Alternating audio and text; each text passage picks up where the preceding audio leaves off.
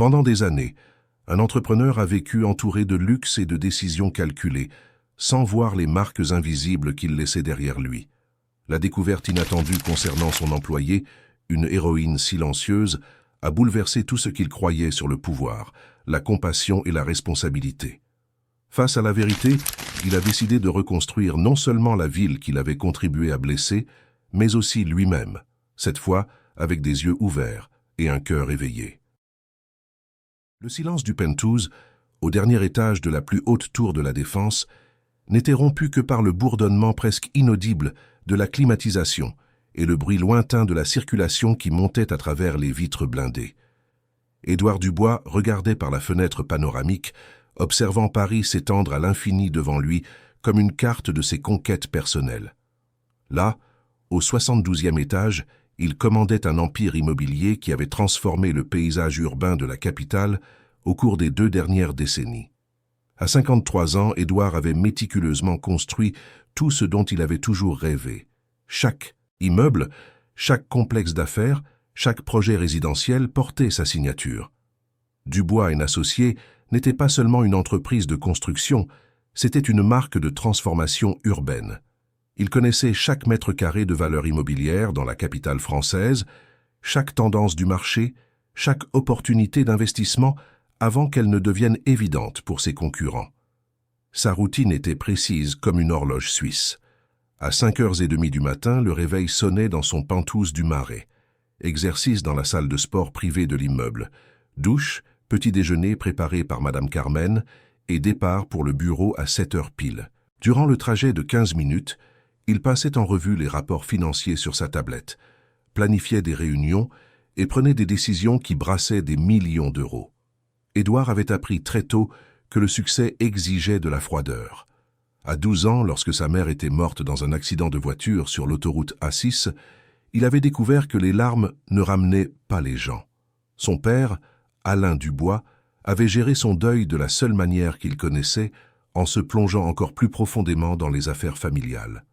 L'entreprise de construction fondée par le grand-père d'Édouard était devenue un refuge et une obsession pour le père comme pour le fils. C'est à cette époque que Madame Carmen est entrée dans leur vie.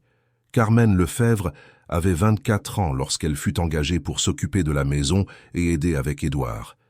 Elle venait du cœur de la Provence, était discrète, efficace, et semblait comprendre instinctivement que cette famille avait plus besoin de stabilité que de conversation.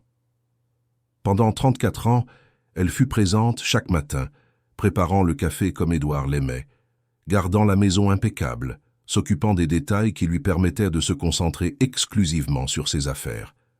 Carmen faisait partie du décor, comme le lustre en cristal de la salle à manger ou le tableau abstrait sur le mur du bureau. Édouard savait qu'elle était là, dépendait de sa présence, mais s'arrêtait rarement pour vraiment la voir.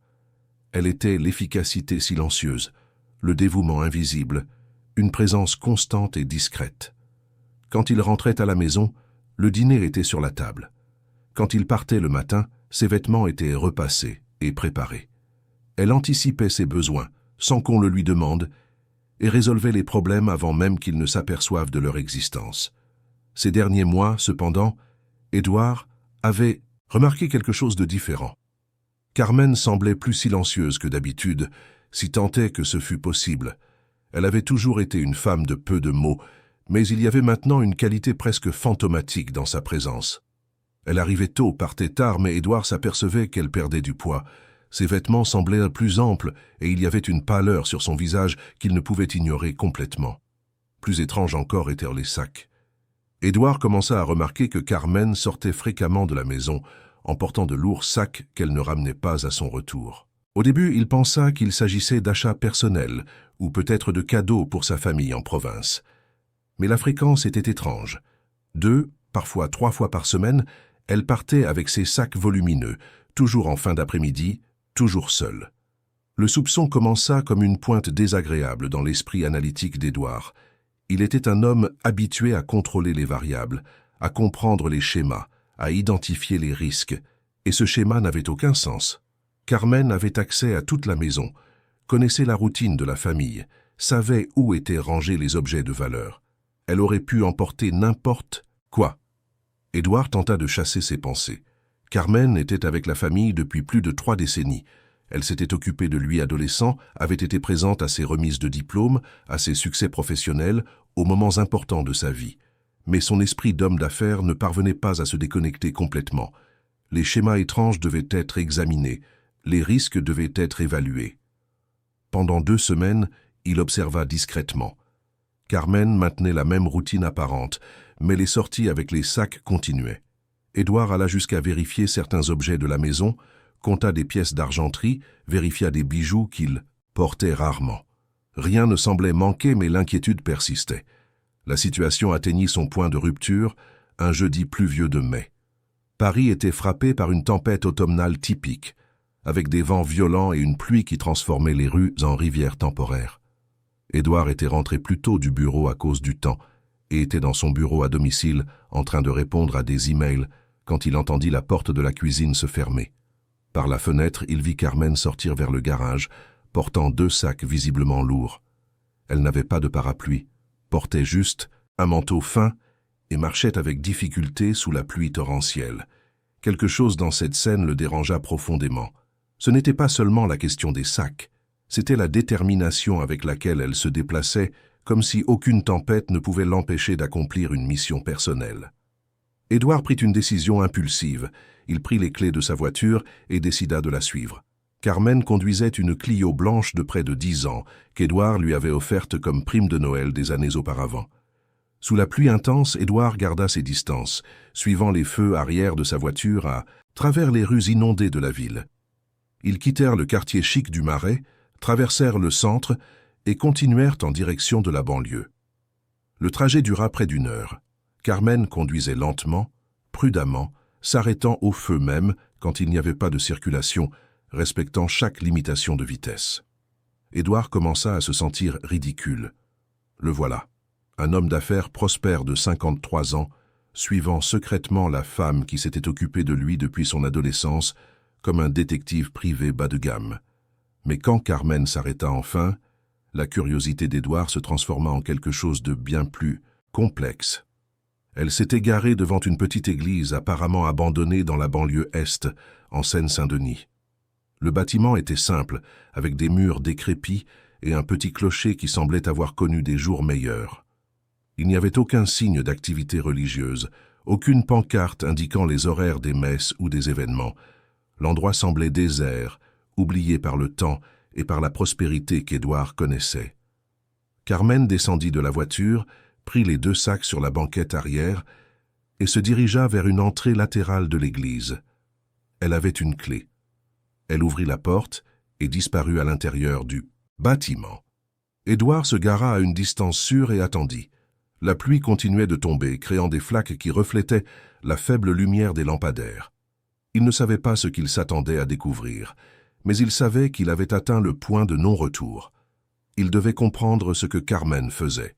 Après 20 minutes, il décida de s'approcher. Il marcha prudemment jusqu'à l'église, cherchant des fenêtres par où il pourrait observer l'intérieur sans être vu.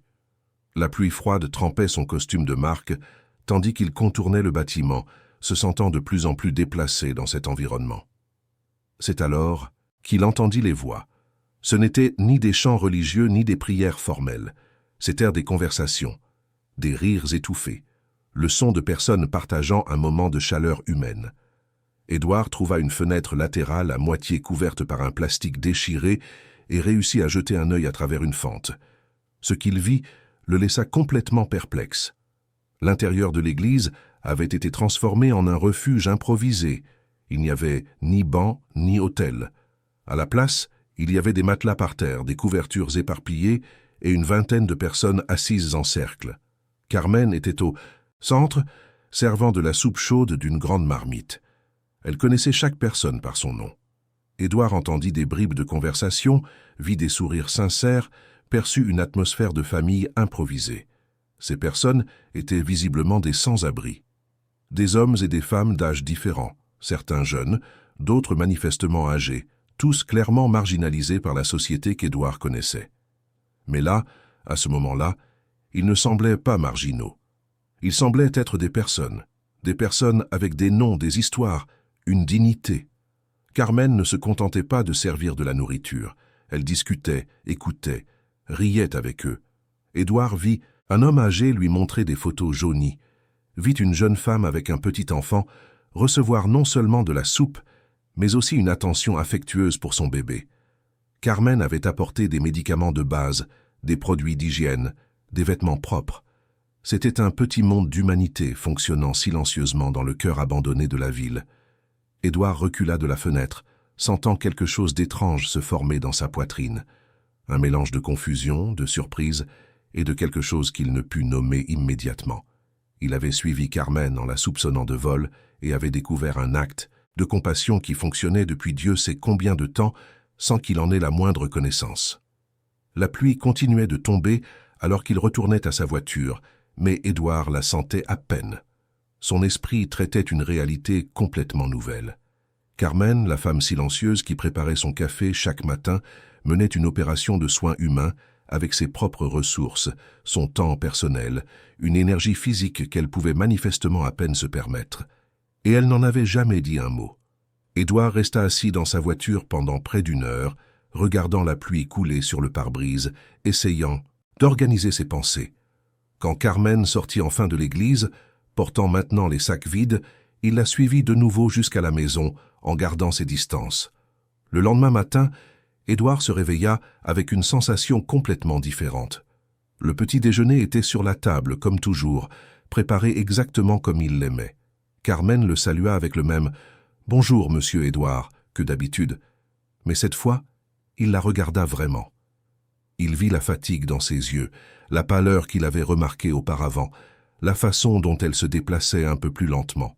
Il vit une femme qui s'épuisait silencieusement en s'occupant de sa maison et de gens qu'elle ne connaissait même pas. Et pour la première fois depuis des décennies, Édouard Dubois se sentit petit dans son propre succès. Les jours suivants, il ne put s'empêcher de penser à ce dont il avait été témoin. Les réunions au bureau, les rapports financiers, les projets d'expansion, tout semblait avoir perdu un peu de son urgence habituelle. Son esprit revenait constamment à cette église, à ces gens, à cette version de Carmen qu'il n'avait jamais connue. Édouard commença à observer Carmen d'une manière complètement nouvelle. Il remarqua comment elle ne gaspillait jamais de nourriture, comment elle mettait toujours des portions supplémentaires de côté quand elle cuisinait, comment elle vérifiait plusieurs fois s'il y avait des restes utilisables. Il remarqua qu'elle ne demandait jamais d'augmentation de salaire, ne se plaignait jamais des horaires, ne sollicitait jamais d'avantages supplémentaires. Et il remarqua, pour la première fois vraiment, qu'elle devenait visiblement plus fragile. Ce fut un vendredi qu'Édouard décida qu'il devait lui parler. Il rentra plus tôt à la maison, trouva Carmen en train de finir de nettoyer la cuisine après avoir préparé son dîner. Elle se préparait à sortir, probablement pour une autre, de ses missions silencieuses. Édouard prit une profonde inspiration, rassemblant son courage pour une conversation qui, il le savait, changerait tout entre eux.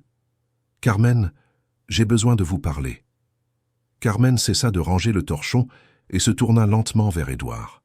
Il y avait quelque chose dans ses yeux qu'il n'avait jamais remarqué auparavant, une sérénité qui venait de quelqu'un qui portait de lourdes histoires sans se plaindre. Elle s'essuya les mains sur le tablier brodé qu'elle portait depuis des années et attendit, comme elle le faisait toujours, quand il avait quelque chose d'important à dire sur la maison ou les horaires. « Monsieur Édouard, est-ce qu'il s'est passé quelque chose ?» demanda-t-elle de la voix calme de celle qui était habituée à résoudre les problèmes avant qu'ils ne deviennent des crises. Édouard sentit le poids du mensonge qu'il avait construit ces derniers jours, feignant de ne rien savoir tout en observant Carmen sortir avec les sacs, feignant la normalité pendant les petits déjeuners, feignant que sa vie n'avait pas été bouleversée par une découverte qu'il ne parvenait pas à traiter complètement. Il se dirigea vers la table de la cuisine et s'assit, ce qu'il faisait rarement dans cet environnement qu'il avait toujours considéré comme le territoire exclusif de Carmen. « Carmen, je sais où vous allez avec ces sacs. » Édouard parla directement, sans détour, car il avait appris dans les affaires que l'honnêteté directe, aussi inconfortable soit-elle, était toujours le moyen le plus efficace de résoudre des situations complexes. Le silence qui suivit fut différent de tous les silences qu'ils avaient partagés. Carmen ne montra aucune surprise, ne nia pas, ne demanda pas comment il l'avait découvert. Elle baissa simplement les yeux un instant, puis le regarda à nouveau avec une expression qui mêlait résignation et quelque chose qui ressemblait à du soulagement. « Je me demandais quand vous alliez le découvrir, » dit Carmen, enlevant son tablier et l'accrochant au crochet à côté du réfrigérateur. « Pendant toutes ces années, j'ai toujours su que tôt ou tard, vous voudriez comprendre où j'emmenais la nourriture. » La simplicité de la réponse désarma complètement Édouard. Il avait préparé des arguments, élaboré des questions stratégiques, anticipé des dénégations et des justifications. Mais Carmen avait rendu toute sa planification inutile avec une phrase honnête et directe. « Pourquoi ne me l'avez-vous jamais dit ?» demanda Édouard. Et pour la première fois depuis des décennies, sa voix portait autre chose que de l'autorité ou de l'efficacité managériale. Il y avait une curiosité sincère, peut-être même du dépit. Carmen tira une chaise et s'assit à table, un geste qui était également inédit entre eux. Pendant 34 ans, elle était toujours restée debout lorsqu'ils discutaient, avait toujours maintenu la distance professionnelle qui séparait l'employeur de l'employé. Mais maintenant, il y avait quelque chose de différent dans l'air, une rupture de protocole que tous deux sentaient nécessaire. « Monsieur Édouard, j'ai pensé à vous le dire plusieurs fois, surtout les premières années, quand je croyais encore que vous pourriez être intéressé à aider, » dit Carmen, le regardant droit dans les yeux. « Mais avec le temps, j'ai réalisé qu'il valait mieux garder les choses séparées. Vous avez votre vie, vos affaires, vos préoccupations. Et ces gens ont des besoins qui ne correspondent pas à des solutions de bureau. » Édouard sentit quelque chose d'étrange dans ces mots, une critique subtile qu'il ne pouvait réfuter car il ne la comprenait pas entièrement. « Pourquoi ne correspondent-ils pas ?» demanda-t-il.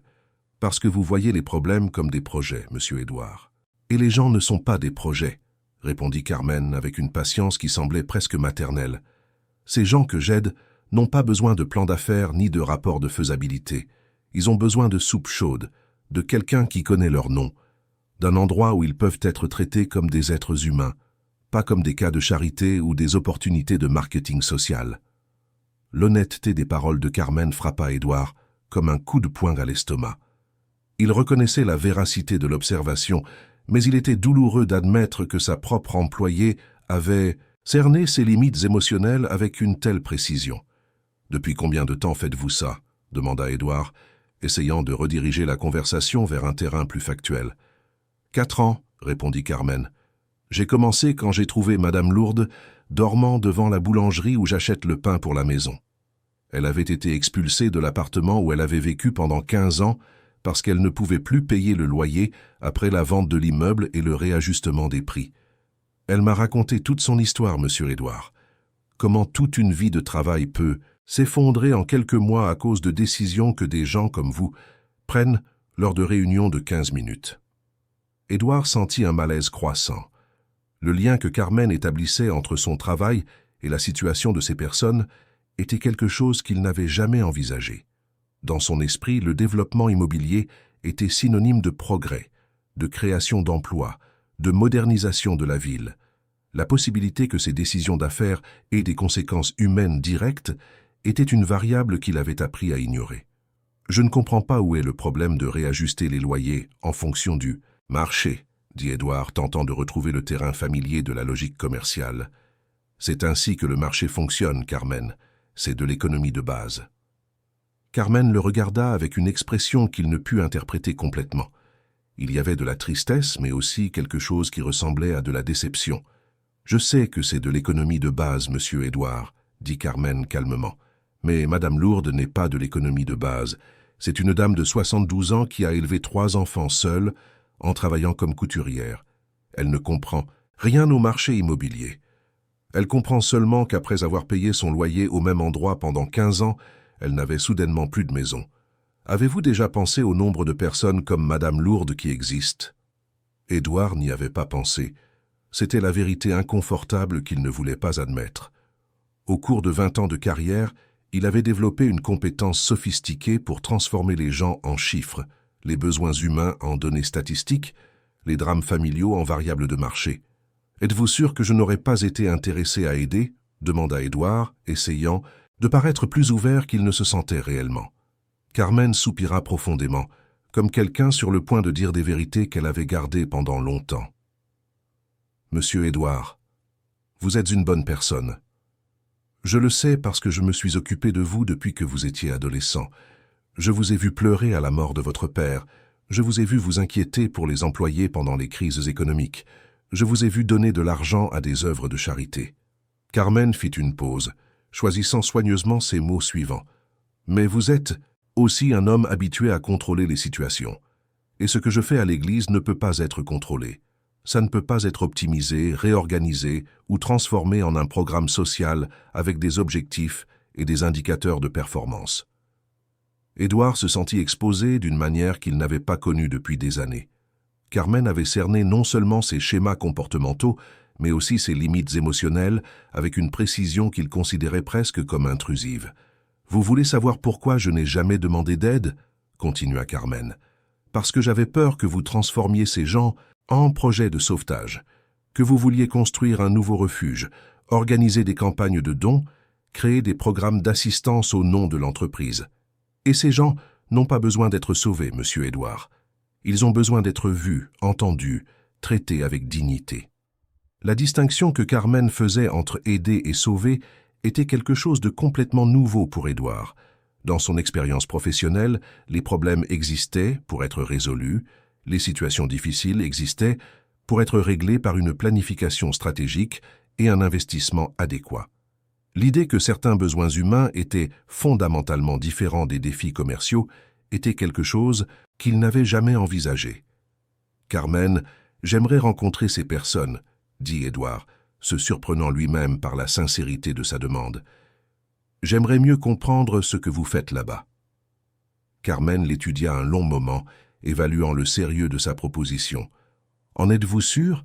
Parce qu'une fois que vous connaîtrez vraiment ces gens, vous ne pourrez plus les voir comme des chiffres dans des rapports d'impact social, et cela pourrait être plus difficile à gérer que vous ne l'imaginez. » Édouard acquiesça, bien qu'il ne fût pas certain d'être préparé aux implications de ce qu'il proposait. « Alors demain, si vous le voulez, vous pouvez venir avec moi, » dit Carmen. « Mais j'ai une condition. Vous viendrez en tant qu'Édouard, pas en tant que monsieur Édouard, l'homme d'affaires prospère. Vous écouterez plus que vous ne parlerez. Vous servirez de la nourriture au lieu de distribuer des cartes de visite, et vous comprendrez que ce n'est pas une opportunité commerciale. » Édouard accepta, bien qu'une partie de son esprit formulait déjà des possibilités sur la manière de transformer cette expérience en quelque chose de productif pour l'entreprise. Le lendemain, Édouard se rendit à l'église en suivant les indications de Carmen. Il avait choisi des vêtements plus simples, mais se sentait tout de même complètement déplacé en se garant dans la rue mal éclairée de la banlieue. Carmen était déjà là, déchargeant des marmites et des sacs de légumes de sa Clio. Édouard aida à transporter les affaires à l'intérieur de l'église, remarquant pour la première fois les détails de l'endroit qu'il n'avait observé que superficiellement la nuit pluvieuse de sa découverte. Le bâtiment était en mauvais état, mais il y avait des signes clairs de soin et d'organisation. Quelqu'un avait balayé le sol, organisé les quelques meubles disponibles, créé un environnement qui, malgré sa simplicité, transmettait une chaleur humaine. Les gens commencèrent à arriver vers 6 heures du soir, des hommes et des femmes de tous âges, certains visiblement à la rue depuis longtemps, d'autres semblant être des travailleurs au chômage ou des familles temporairement délogées. Carmen saluait chacun par son nom, s'enquérait de problèmes spécifiques, démontrait une connaissance détaillée de la vie et des circonstances de chaque personne. Édouard fut présenté simplement comme Édouard, un ami qui aidait ce soir-là. Carmen ne mentionna pas son nom de famille, son entreprise, ni aucun détail sur sa situation financière. Pour ces gens, il n'était qu'un volontaire de plus. Pendant les 2 heures qui suivirent, Édouard servit de la soupe, distribua du pain, écouta des histoires qu'il n'aurait jamais imaginées. Il fit la connaissance de M. Antoine, 68 ans, qui avait perdu son emploi de concierge après une restructuration d'entreprise et n'avait jamais pu retrouver de travail formel en raison de son âge. Il rencontra Fernande, 23 ans, mère célibataire qui avait été expulsée d'un squat dans le centre et vivait maintenant avec son jeune fils dans un refuge temporaire surpeuplé. Mais c'est l'histoire de M. Benoît qui a vraiment touché Édouard. Benoît Olivier avait 70 ans et avait vécu pendant 4 décennies dans le même appartement à Montmartre. Lorsque l'immeuble fut vendu à un promoteur, le loyer fut réajusté de 400% d'un seul coup. Benoît, qui touchait une retraite équivalente au SMIC, fut contraint de partir. Il tenta de trouver quelque chose de similaire dans le quartier, mais tout le voisinage avait subi le même processus de spéculation immobilière.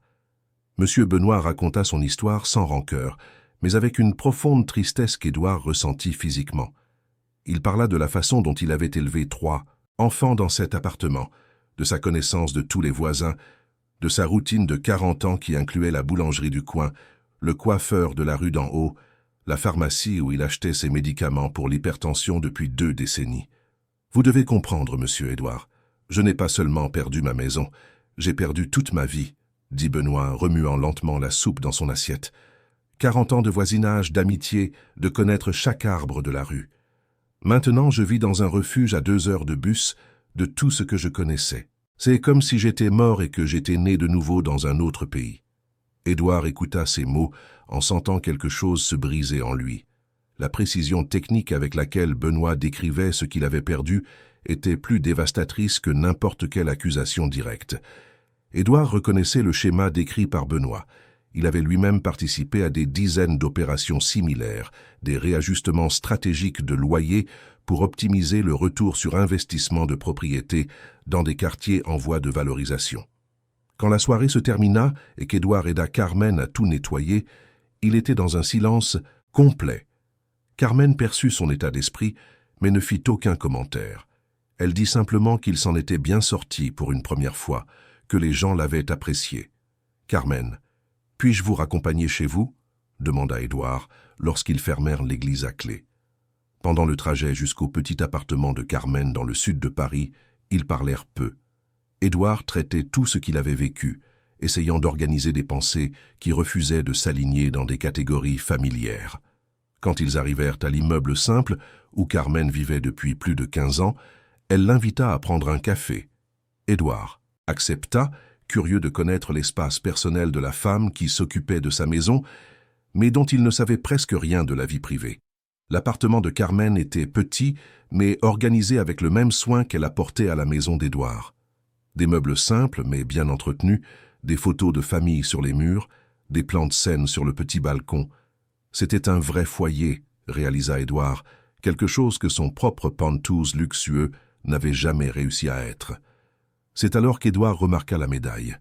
Elle était dans un cadre simple sur le mur du salon, à côté d'une photographie officielle et d'un document avec un timbre militaire. Édouard s'approcha pour lire, et ce qu'il découvrit le laissa complètement perplexe. Carmen Lefebvre, croix de la valeur militaire, sauvetage de 17 civils lors d'une opération de maintien de la paix en Haïti. Édouard lut à voix haute, puis se tourna vers Carmen, qui préparait du café dans la cuisine. « Carmen, vous avez été militaire ?» Carmen cessa ce qu'elle faisait et vint dans le salon. Elle regarda la médaille comme si elle la voyait pour la première fois depuis des années. « Pendant 12 ans, répondit-elle simplement. Je suis entrée à 18 ans, je suis partie à 30. J'ai servi dans 3 missions de paix internationales, Haïti, Timor oriental et Côte d'Ivoire. La médaille vient d'Haïti. Il y a eu un tremblement de terre pendant notre séjour là-bas. J'ai réussi à sortir quelques personnes des décombres avant que tout ne s'effondre complètement. » Édouard regarda Carmen comme si elle était une parfaite inconnue. Pendant 34 ans, elle avait été chez lui tous les jours, et il n'avait jamais su qu'il côtoyait une vétérane de guerre décorée pour sa bravoure. « Pourquoi ne me l'avez-vous jamais dit ?» Carmen haussa les épaules, un geste simple qui en disait long. « Vous ne m'avez jamais interrogé sur ma vie avant mon arrivée chez vous, monsieur Édouard, et je ne pensais pas que c'était important pour le travail que je faisais là-bas. » Édouard s'assit lourdement sur le canapé de Carmen, sentant le poids de décennies d'indifférence envers la personne qui s'était occupée de lui avec un dévouement absolu. Il avait accordé à Carmen des augmentations de salaire régulières, des cadeaux de Noël, lui avait fourni une assurance maladie, l'avait toujours traité avec un respect professionnel. Mais il n'avait jamais montré de curiosité sincère pour savoir qui elle était au-delà de sa fonction dans sa maison. « Carmen, pourquoi avez-vous quitté l'armée ?» demanda Édouard. « Pour m'occuper de ma mère. Elle était malade, avait besoin de soins spéciaux. J'étais fille unique, alors je suis revenu à Paris, » répondit Carmen, servant le café dans des tasses simples mais jolies. « Ma mère est décédée 3 ans plus tard, mais j'avais déjà commencé à travailler pour vous. J'aimais le travail. J'aimais m'occuper d'une maison, avoir une routine stable après des années à voyager à travers le monde. » Édouard but son café en silence, traitant la complexité de la femme qu'il pensait connaître. Carmen n'était pas seulement l'employée efficace et silencieuse qu'il avait cataloguée dans son esprit. C'était une vétérane de guerre qui avait risqué sa vie pour sauver des gens, qui avait abandonné une carrière militaire pour s'occuper de sa famille, qui avait choisi une vie de service constant sans jamais chercher la reconnaissance ou l'attention. Et maintenant, elle utilisait son propre argent, son propre temps, sa propre énergie physique limitée pour s'occuper de personnes que la société avait abandonnées. « Carmen, je veux aider, » dit finalement Édouard. « Je veux comprendre comment je peux faire une différence dans la vie de ces gens d'une manière qui ait du sens pour eux. » Carmen l'étudia attentivement avant de répondre. « Alors vous allez devoir apprendre à voir différemment, monsieur Édouard. Parce qu'aider vraiment signifie accepter que certaines choses ne peuvent pas être réparées avec de l'argent ou une planification stratégique. Certaines choses ne peuvent être guéries qu'avec du temps, de la présence et de la dignité. » Édouard acquiesça, bien qu'il ne fût pas sûr de comprendre complètement ce que Carmen proposait. Les jours suivants, Édouard retourna à l'église 3 fois. Chaque visite révélait de nouvelles couches de complexité dans l'opération silencieuse que Carmen avait construite. Elle ne se contentait pas de servir de la nourriture. Elle avait créé un réseau informel de soutien qui comprenait des dons de vêtements, des médicaments de base, des informations sur les services publics et surtout un espace où les personnes marginalisées pouvaient être traitées avec une dignité élémentaire. Édouard commença à contribuer financièrement, mais Carmen établit des règles strictes. Pas de gros chèques, pas de dons qui attireraient l'attention, pas de tentative de formaliser ou d'étendre l'opération. L'argent serait utilisé exclusivement pour acheter de la nourriture et des fournitures de base, pas pour transformer l'Église en une institution officielle. Mais c'est lors de sa 4e visite qu'Édouard eut la conversation qui allait complètement changer sa perspective sur son propre travail et sur les responsabilités qu'il portait sans s'en rendre compte. Lors de cette conversation qui allait tout changer, Édouard aidait à distribuer des couvertures quand M. Benoît s'approcha de lui avec une enveloppe jaunie à la main. L'homme de 70 ans avait gardé tous les documents relatifs à son expulsion, organisés chronologiquement avec la méticulosité de quelqu'un qui croyait encore que justice pouvait être rendue par des papiers en règle. « Monsieur Édouard, vous semblez être quelqu'un qui s'y connaît en immobilier, » dit Benoît, ouvrant l'enveloppe avec soin. « Pouvez-vous m'expliquer pourquoi une entreprise peut augmenter un loyer de 400 € à 1 600 € d'un seul coup? Est-ce que c'est vraiment légal ?» Édouard prit les documents, reconnaissant immédiatement le papier à en-tête, la mise en forme des contrats. Le langage juridique précis que sa propre entreprise utilisait. Mais c'est quand il vit la signature à la fin du contrat de résiliation que son sang se glaça. C'était sa propre signature. Édouard Dubois, directeur exécutif de Dubois & Associés. Monsieur Benoît avait été expulsé par une décision qu'il avait lui-même prise. Édouard sentit ses mains trembler en lisant les documents. Il se souvenait vaguement de l'opération. Un bloc d'appartements ancien à Montmartre, acheté à un excellent prix parce que les contrats de location étaient décalés par rapport au marché. La stratégie était simple et efficace. Réajuster tous les loyers aux valeurs du marché, forcer le départ des anciens locataires, rénover les appartements et les relouer avec des contrats neufs et plus lucratifs. Dans les rapports financiers, l'opération avait été un grand succès. Retour sur investissement de 140% en 18 mois. Gentrification contrôlée et rentable. Optimisation d'actifs sous-utilisés. Mais là, dans cette enveloppe jaunie entre les mains tremblantes de M. Benoît, Édouard voyait pour la première fois le côté humain de ces tableurs de profit. « Monsieur Édouard, ça va ?» demanda Benoît, remarquant la pâleur soudaine sur le visage d'Édouard. Édouard ne put répondre immédiatement. Il revivait la réunion où il avait approuvé cette opération, se souvenant comment il avait félicité l'équipe pour l'efficacité de l'exécution, comment il avait utilisé ce projet comme exemple de bonne pratique dans d'autres présentations d'entreprise. « Excusez-moi, monsieur Benoît, » dit finalement Édouard en rendant les documents. « C'est que parfois, on ne comprend pas l'impact réel de ces décisions d'entreprise. Vous connaissez des gens qui travaillent là-dedans ?» demanda Benoît, remettant les papiers dans l'enveloppe avec soin. « Parce que j'ai essayé de leur parler, j'ai expliqué ma situation, j'ai proposé de payer un montant intermédiaire. mais ils ont dit que c'était une décision d'entreprise, qu'ils ne pouvaient pas faire d'exception. Comme si 40 ans de vie au même endroit ne valaient pas une conversation de 15 minutes. Édouard passa le reste de la soirée dans un silence complet. Il aida au nettoyage, aida Carmen à fermer l'église, mais son esprit traitait une réalité qu'il ne savait pas comment gérer. En 20 ans de carrière, il avait pris des centaines de décisions similaires. Combien d'autres Benoît existaient? Combien d'autres vies avait-il écartées au nom de l'efficacité commerciale? Sur le chemin du retour, Édouard arrêta sa voiture 3 fois pour respirer profondément et organiser ses pensées. Il ressentait quelque chose qu'il n'avait pas éprouvé depuis des décennies, une honte profonde et incontrôlable. Le lendemain matin, Édouard arriva au bureau avec une mission spécifique. Il demanda à sa secrétaire d'annuler toutes les réunions de la journée et sollicita du service des archives qu'on lui apporte tous les rapports d'opérations immobilières des 5 dernières années.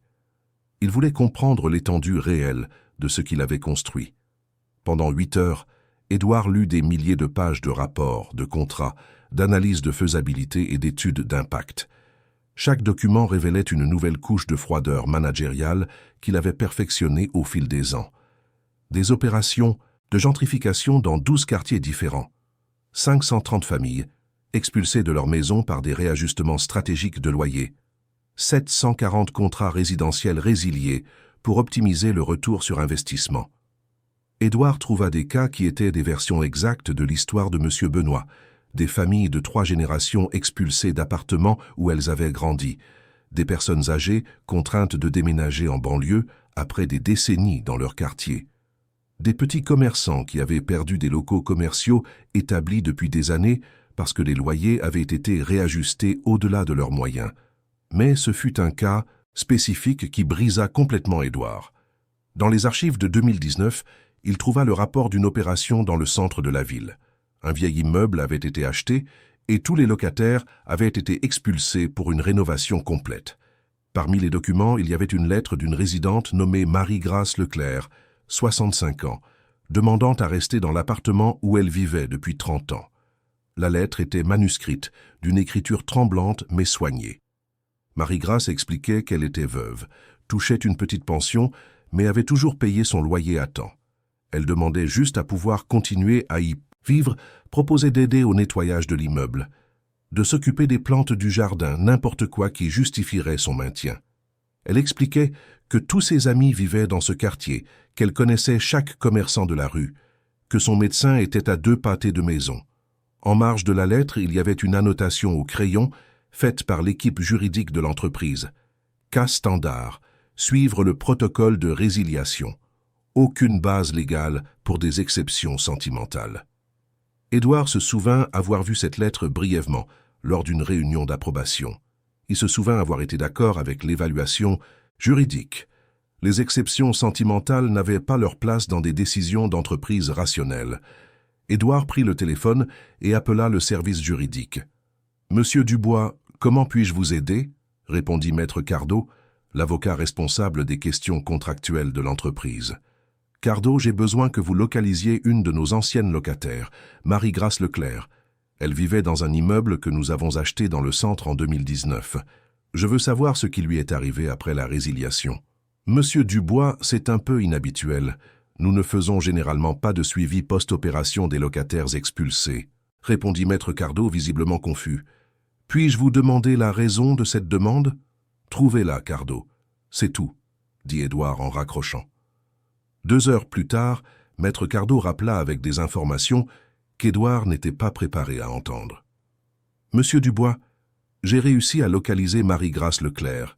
Elle se trouve actuellement dans une maison de retraite municipale dans l'est de la ville.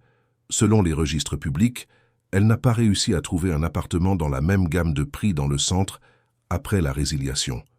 Elle a tenté de déménager en banlieue, mais a développé des problèmes de santé liés à l'éloignement des services médicaux qu'elle utilisait depuis des décennies. Elle a été hospitalisée 3 fois l'année dernière pour des complications de diabète qu'elle n'a apparemment pas réussi à contrôler correctement en raison des changements dans sa routine médicale. Édouard raccrocha et fixa le mur pendant 20 minutes dans un silence absolu, puis il prit les clés de sa voiture et quitta le bureau. La maison de retraite municipale était située dans une zone qu'Édouard ne connaissait que par les rapports démographiques que son entreprise consultait pour l'analyse de faisabilité de nouveaux projets. C'était un bâtiment institutionnel sans personnalité, propre et organisé mais sans aucune trace d'humanité ou de chaleur. Marie-Grâce Leclerc était dans la salle commune, assise sur un fauteuil en plastique, regardant par la fenêtre qui donnait sur une petite cour intérieure sans jardin. Édouard l'a reconnue grâce aux documents qu'il avait vus dans les archives, mais en personne, elle semblait plus petite, plus fragile que sur les photographies jointes au contrat. Édouard se présenta à la coordination de l'établissement, expliqua qu'il était un entrepreneur et qu'il souhaitait parler à Marie-Grâce d'une question liée à son ancien appartement. Il ne mentit pas, complètement, mais ne révéla pas non plus sa véritable identité. « Madame Leclerc, je m'appelle Édouard. J'aimerais vous parler de l'appartement où vous viviez dans le centre. » Marie-Grâce le regarda avec curiosité, mais sans surprise. À 65 ans et après un an dans une maison de retraite municipale, elle avait développé la patience résignée de celle qui n'attend plus de grands bouleversements dans sa vie. « Ah, mon garçon, ça fait si longtemps, » dit Marie-Grâce, en lui indiquant une chaise à côté de la sienne. « Vous êtes journaliste? Avocat? Parfois, des gens viennent ici poser des questions sur ces histoires d'expulsion. »« Non, Madame Leclerc, je travaille dans l'immobilier. J'essaie de mieux comprendre comment ces situations affectent les gens, » répondit Édouard, se sentant lâche de ne pas révéler toute la vérité. Marie-Grâce sourit avec une tristesse qu'Édouard ressentit physiquement. « Mon garçon, j'ai vécu 30 ans dans le même appartement. 30 ans. J'ai vu cette rue changer complètement. J'ai vu des voisins arriver et partir. J'ai vu des enfants grandir. J'ai vu des personnes âgées mourir. Cet appartement, ce n'était pas seulement là où je dormais. C'était toute ma vie, » dit Marie-Grâce, regardant à nouveau par la fenêtre. « Je connaissais chaque commerçant de la rue, chaque arbre du trottoir. Mon médecin était à 2 pâtés de maison. Ma pharmacie était au coin. La boulangerie où j'achetais mon pain tous les jours était en face. » Édouard écouta chaque mot en sentant un poids croissant sur sa poitrine. « Et quand ils m'ont fait partir, ce n'est pas seulement l'appartement que j'ai perdu toute ma vie, » continua Marie-Grâce. « J'ai essayé de déménager en banlieue comme ils l'ont suggéré. J'ai trouvé une petite chambre bon marché, mais c'était à 2 heures de bus de mon médecin. Je suis diabétique, mon garçon. J'ai besoin d'un suivi régulier. Mais avec l'âge, la distance, l'argent que je dépensais en transport, il est devenu difficile de maintenir le traitement. » Édouard voulait arrêter d'écouter, mais il savait qu'il devait entendre jusqu'au bout. « Alors j'ai commencé à me sentir mal. J'ai été hospitalisé 3 fois en 6 mois. Diabète décompensé, hypertension, tout un tas de choses qui étaient contrôlées avant. Le médecin de l'hôpital a dit que c'était à cause du stress, du changement de routine, de la difficulté à maintenir le suivi. » Marie-Grâce fit une pause, respirant profondément. « Quand j'ai vu que je n'allais pas pouvoir m'occuper de moi correctement, en vivant seul, loin de tout, j'ai décidé de venir ici.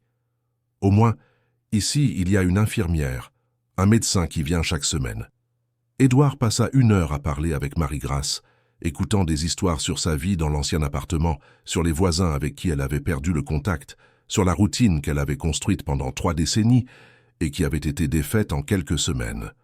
En la quittant, Édouard savait qu'il ne pourrait pas retourner au bureau ce jour-là.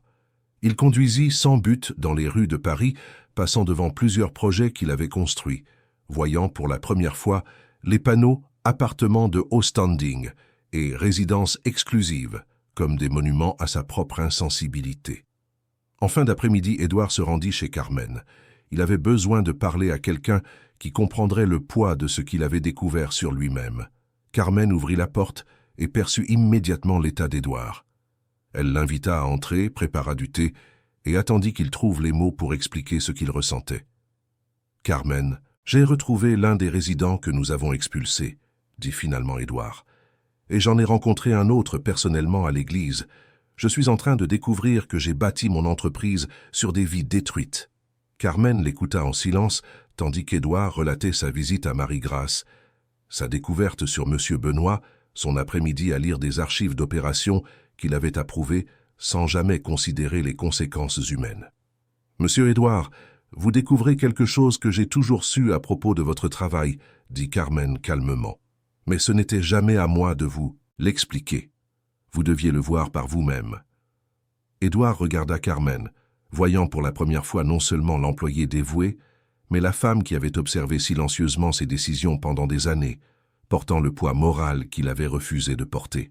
« Carmen, qu'est-ce que je fais maintenant avec cette découverte ?» demanda Édouard. « Comment est-ce que je gère le fait que mon succès a été construit sur la souffrance de personnes innocentes ?» Carmen réfléchit un moment avant de répondre. « Vous commencez par réparer ce qui peut être réparé, monsieur Édouard, et vous changez ce qui peut être changé, dit Carmen. On ne peut pas remonter le temps et défaire ce qui a été fait, mais on peut arrêter de faire la même chose à l'avenir. » Édouard savait que Carmen avait raison, mais l'énormité de la tâche semblait impossible à gérer. Les jours suivants, Édouard commença à rechercher tous les cas similaires à ceux de Marie-Grâce et de M. Benoît. Il découvrit des schémas qui l'horrifièrent, des personnes âgées expulsées d'appartements où elles avaient vécu des décennies, des familles séparées parce qu'elles ne trouvaient pas de logement adéquat dans la même région, des petits commerçants qui avaient perdu des locaux établis depuis des générations. Mais c'est au cours de cette enquête intense qu'Édouard remarqua quelque chose d'inquiétant chez Carmen. Elle maigrissait visiblement. Ses vêtements devenaient de plus en plus amples, sa peau était pâle et elle marchait plus lentement. Édouard commença à prêter attention à des détails qu'il avait ignorés auparavant. Carmen s'arrêtait souvent pour se reposer en nettoyant la maison, buvait plus d'eau que la normale, et devait parfois s'asseoir pour des tâches qu'elle avait toujours faites debout. « Carmen, vous vous sentez bien ?» demanda Édouard un matin, alors qu'elle s'arrêtait pour se reposer en rangeant la cuisine. « Je suis un peu fatiguée, monsieur Édouard, mais c'est normal. L'âge arrive, n'est-ce pas ?»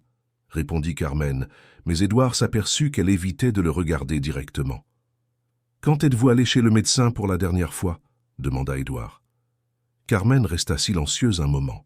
« Ça fait un moment, monsieur Édouard, mais ce n'est rien de grave, juste de la fatigue. » Édouard savait que Carmen minimisait la situation.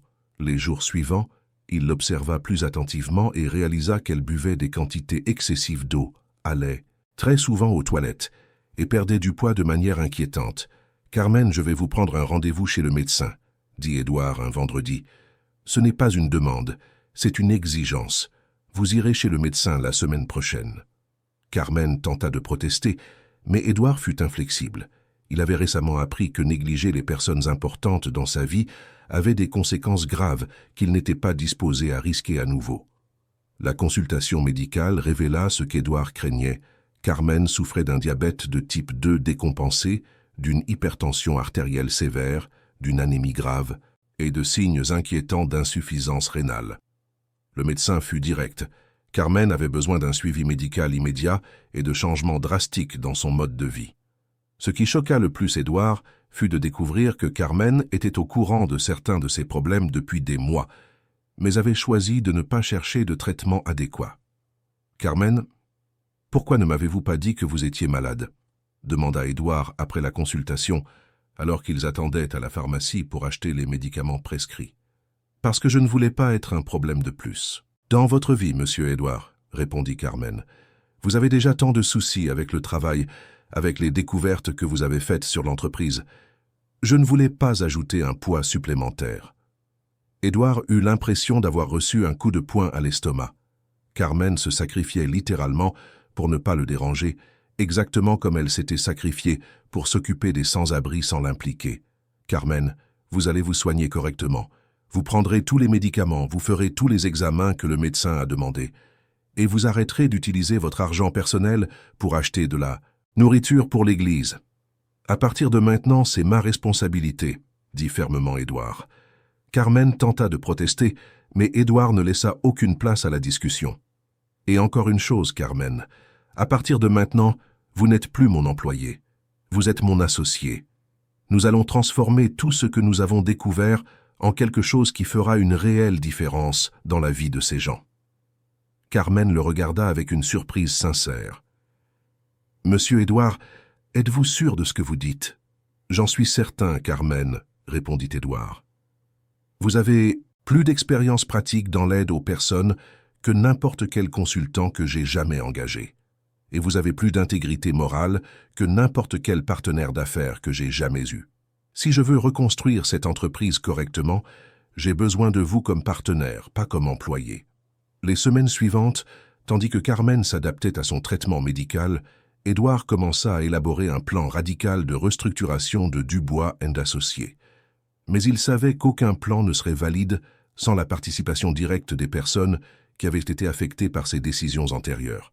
C'est pourquoi Édouard prit la décision la plus difficile de sa carrière, chercher M. Benoît et lui offrir quelque chose qu'il n'avait jamais envisagé auparavant. Une opportunité de transformer son expérience de souffrance en un instrument de changement réel. Édouard trouva Benoît à l'église un mardi pluvieux, aidant Carmen à organiser des dons de vêtements. L'homme de 70 ans était concentré à trier les pièces par taille, travaillant avec la méticulosité de quelqu'un qui trouve de la dignité dans toute tâche bien exécutée. « Monsieur Benoît, puis-je vous parler en privé ?» demanda Édouard, sentant le poids de la conversation qu'il s'apprêtait à avoir.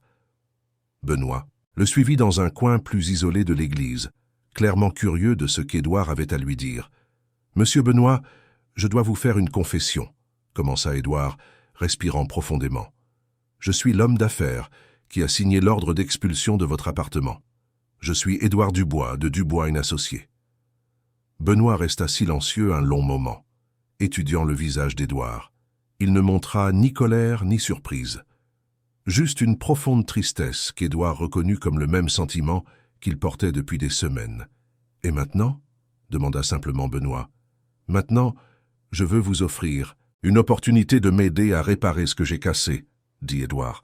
« Je veux que vous deveniez conseiller pour mon entreprise. Je veux que vous m'aidiez à comprendre comment reconstruire des projets qui servent réellement les gens au lieu de les expulser. Je veux apprendre de votre expérience comment faire du développement urbain qui inclut au lieu d'exclure. » Benoît resta silencieux, traitant la proposition inattendue. « Monsieur Édouard, pourquoi devrais-je vous aider ?» demanda finalement Benoît. « Vous avez détruit ma vie. Vous m'avez enlevé tout ce que j'avais construit en 40 ans. Pourquoi vous aiderais-je? À vous sentir mieux avec vous-même » Édouard s'attendait à cette question et avait préparé une réponse honnête. « Parce que ce n'est pas pour que je me sente mieux, monsieur Benoît, c'est pour que d'autres personnes ne vivent pas ce que vous avez vécu, » répondit Édouard. « Je ne peux pas défaire ce que je vous ai fait, mais je peux garantir que cela n'arrivera plus à d'autres. Et pour bien faire cela, j'ai besoin de quelqu'un qui comprenne dans sa chair ce que signifie tout perdre à cause de décisions d'entreprise froides. » Benoît réfléchit plusieurs minutes, regardant autour de l'église, observant les autres personnes qui étaient là pour des raisons similaires à la sienne. « Vous êtes sérieux ?» demanda Benoît. « Ce n'est pas de la charité ou un projet social pour la galerie. C'est un partenariat réel, monsieur Benoît, avec un salaire digne, une voix dans les décisions, un pouvoir de veto sur les projets qui nuisent aux communautés, » répondit Édouard. « Vous seriez mon conseiller en impact communautaire. Toutes les futures opérations de l'entreprise devraient d'abord passer par votre évaluation. » Benoît tendit la main à Édouard, une poignée de main qui scella non seulement un accord professionnel, mais le début d'une transformation qui allait complètement changer la façon dont Dubois & Associés opérait dans la ville de Paris. Mais Édouard savait que ce n'était que la première pièce d'une restructuration beaucoup plus grande à laquelle il devrait faire face. Car transformer une entreprise entière signifiait affronter non seulement ses propres limites, mais aussi la résistance des associés, des investisseurs et de tout un marché habitué à privilégier le profit sur l'impact humain.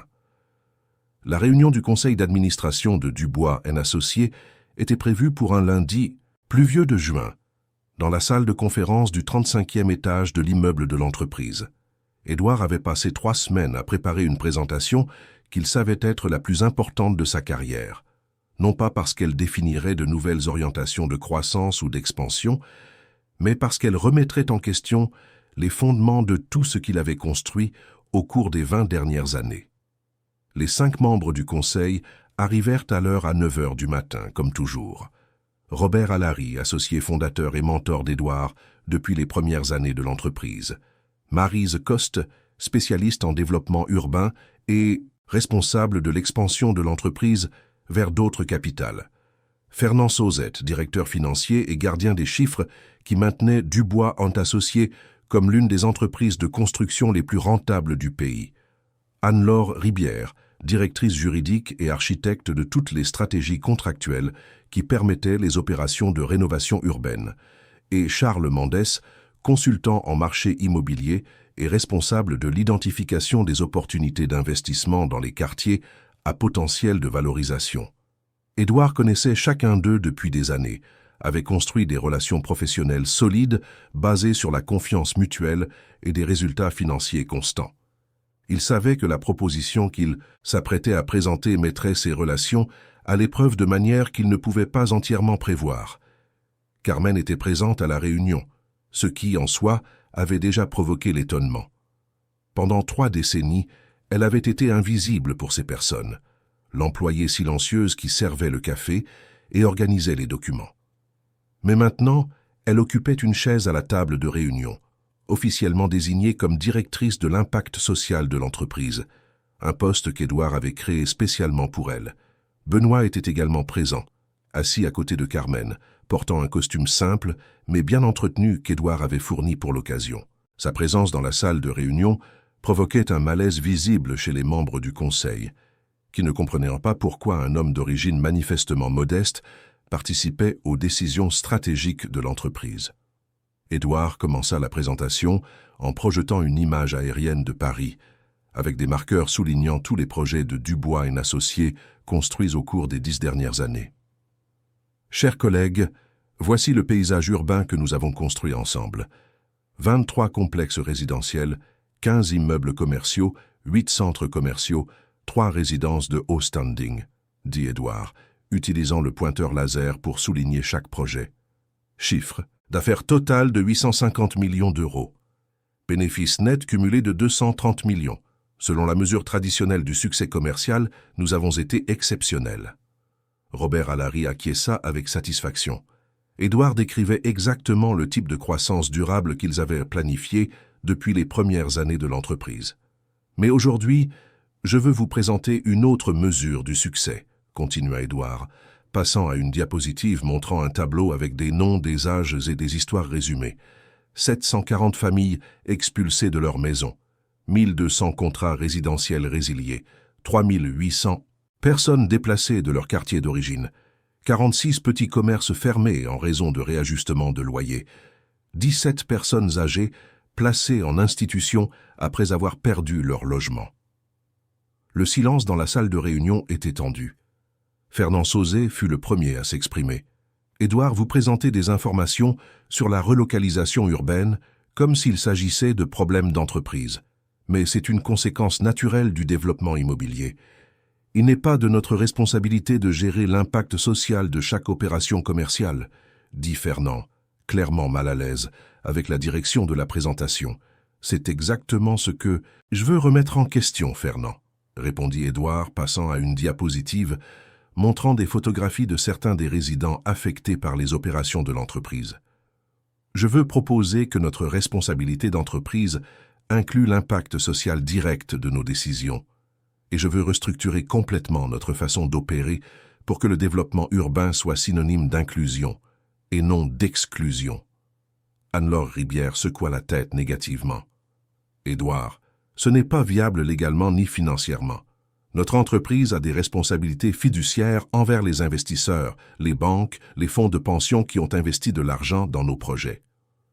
Nous ne pouvons pas simplement décider de prioriser l'impact social sur le retour sur investissement, argumenta Anne-Laure, feuilletant ses propres documents. Il y a des lois du marché, des réglementations bancaires, des attentes contractuelles qui ne permettent pas ce genre de changement radical. Édouard s'attendait à cette résistance. Il avait passé des semaines à étudier la viabilité juridique et financière de sa proposition avec des avocats et des consultants indépendants. Anne-Laure, je ne propose pas d'abandonner la viabilité financière. Je propose un modèle qui génère un profit durable grâce à un impact social positif, expliqua Édouard, projetant une diapositive avec des données financières détaillées. J'ai engagé une société de conseil indépendante pour analyser la viabilité de ce modèle. Les chiffres indiquent que nous pouvons maintenir une marge bénéficiaire de 15 à 20% au lieu des 40% actuels, mais avec beaucoup plus de stabilité à long terme et un impact social mesurable. Charles Mendès rit avec dérision. Édouard, 15% de marge, c'est un projet d'ONG, pas d'une entreprise immobilière. Nos concurrents nous dévoreront en 2 ans si nous adoptons cette philosophie romantique de développement social, dit Charles, gesticulant avec impatience. Vous proposez que nous abandonnions tout ce qui nous a amenés ici pour nous lancer dans une utopie d'entreprise qui n'a aucun précédent sur le marché français. Édouard savait que ce serait le moment le plus difficile de la présentation. Il prit une profonde inspiration et passa à une diapositive montrant des études de cas d'entreprises internationales qui avaient mis en œuvre des modèles similaires avec succès. « Charles, ce n'est pas une utopie. C'est une évolution, dit Édouard, projetant des données d'entreprises en Allemagne, au Canada et aux Pays-Bas qui opéraient avec des modèles de développement inclusif. Ces entreprises génèrent des bénéfices constants depuis plus d'une décennie, ont des relations stables avec les communautés, un accès préférentiel aux financements gouvernementaux pour des projets sociaux et créent des marchés de consommateurs fidèles qui garantissent une demande constante pour leurs produits. » C'est à ce moment que Carmen prit la parole pour la première fois de la réunion. « Puis-je dire quelque chose ?» demanda Carmen, regardant Édouard qui acquiesça pour l'encourager. « Monsieur Allary, Monsieur Sauzet, Madame Ribière, Monsieur Mendes, Madame Coste, » dit Carmen, prenant soin de saluer chaque membre du conseil individuellement. « J'ai travaillé dans cette entreprise pendant 34 ans. Je vous ai vu grandir professionnellement. J'ai vu vos enfants obtenir leur diplôme. J'ai vu cette entreprise devenir un géant du marché immobilier. » Tous écoutèrent en silence, surpris que Carmen prenne la parole publiquement lors d'une réunion de direction. « Pendant toutes ces années, j'ai observé chaque opération, chaque décision, chaque projet. Et j'ai aussi observé ce qui arrivait aux personnes affectées par ces décisions, » continua Carmen, d'une voix calme mais ferme. « Vous n'avez jamais vu ces personnes parce que vous n'avez jamais eu besoin de les voir. Mais elles ont toujours existé. Et maintenant, Monsieur Édouard vous propose de les voir. » Robert Allary se pencha en avant, intéressé par la perspective de Carmen. « Carmen, je respecte votre expérience et votre dévouement à l'entreprise. Mais comprenez-vous que nous avons des responsabilités financières qui ne peuvent être ignorées pour des considérations sentimentales ?» demanda Robert, essayant de paraître respectueux tout en maintenant sa fermeté managériale. « Monsieur Allary, ce n'est pas une considération sentimentale, c'est une considération stratégique, » répondit Carmen, surprenant tout le monde par la précision de sa réponse. « Vous dépensez des millions d'euros en avocats pour résoudre des conflits avec les communautés déplacées. Vous dépensez des fortunes en sécurité pour protéger les chantiers dans des quartiers hostiles. Vous dépensez des sommes énormes en marketing pour reconstruire votre réputation lorsqu'une opération génère une protestation publique. » Carmen fit une pause, permettant aux chiffres qu'elle citait d'être traités par les membres du Conseil. « Ce que M. Édouard propose éliminerait la plupart de ces coûts, car au lieu de vous battre contre les communautés, vous travailleriez avec elles. Au lieu de générer de l'hostilité, vous généreriez un partenariat, » expliqua Carmen. « Et cela à long terme est plus efficace financièrement que le modèle actuel. » Benoît demanda la parole, un geste qui provoqua un malaise visible chez certains membres du Conseil. « Puis-je vous raconter ce que c'est que de perdre sa maison à cause d'une décision d'entreprise ?» demanda Benoît, regardant directement chaque personne dans la salle. Fernand Sauzet tenta de l'interrompre, mais Édouard fit signe à Benoît de continuer. « J'ai vécu 40 ans dans le même appartement. 40 ans à payer mon loyer à temps, à entretenir le bien comme s'il était le mien, à connaître chaque voisin, chaque commerçant de la rue, » dit Benoît, avec la dignité de celui qui avait décidé de transformer sa douleur en un instrument de changement. « Quand vous avez acheté l'immeuble et augmenté mon loyer de 400%, vous n'avez pas seulement détruit mon logement, vous avez détruit ma communauté, mon réseau de soutien, mon identité. » Benoît fit une pause, laissant la réalité de ses paroles être absorbée. « Maintenant, M. Édouard m'offre la chance d'aider à garantir que cela n'arrive pas à d'autres. Pas par charité, mais par intelligence commerciale. Parce qu'une entreprise qui construit, en partenariat avec les communautés, au lieu de contre elles, aura moins de problèmes, moins de coûts, moins de résistance, » expliqua Benoît, « et elle aura plus de clients fidèles, plus de soutien public, plus de stabilité à long terme. » Édouard reprit la présentation, montrant le plan détaillé de restructuration qu'il avait développé avec Carmen et Benoît. « Le modèle que je propose comprend 4 piliers principaux, » dit Édouard, projetant un organigramme complexe. Premièrement, participation communautaire obligatoire à toutes les phases de planification. Deuxièmement, garantie de relogement dans la même région pour toutes les familles affectées par les opérations de rénovation. Troisièmement, quota de logements sociaux dans tous les nouveaux projets. Quatrièmement, embauche préférentielle des résidents locaux pour les travaux de construction et d'entretien. Fernand Sauzet étudia les chiffres projetés, clairement sceptique. « Édouard, cela peut être beau en théorie, mais en pratique, cela va générer d'énormes retards dans les calendriers, des coûts supplémentaires imprévisibles et des complications juridiques qui peuvent rendre des projets entiers irréalisables, » argumenta Fernand. « Comment garantissez-vous que ce modèle sera compétitif sur le marché réel ?» Édouard passa à une diapositive avec un calendrier de mise en œuvre. « Fernand, nous allons le mettre en œuvre progressivement, projet par projet, sur 18 mois, » expliqua Édouard. « Nous commencerons par 3 opérations pilotes dans différents quartiers, mesurerons les résultats, ajusterons les processus, documenterons les apprentissages. Si les résultats ne sont pas satisfaisants financièrement, nous pourrons revenir au modèle précédent. » Maryse Coste, qui était restée silencieuse pendant toute la discussion, prit enfin la parole. « Édouard, je comprends vos motivations et j'admire le courage de proposer des changements aussi radicaux, » dit Maryse, regardant Carmen et Benoît avant de continuer. « Mais je dois vous demander, êtes-vous préparé aux conséquences si ce modèle ne fonctionne pas ? Parce que si notre entreprise perd sa compétitivité sur le marché, nous ne pourrons aider personne. Nous ferons simplement faillite en essayant d'être gentils. » Édouard avait anticipé cette question et avait une réponse préparée.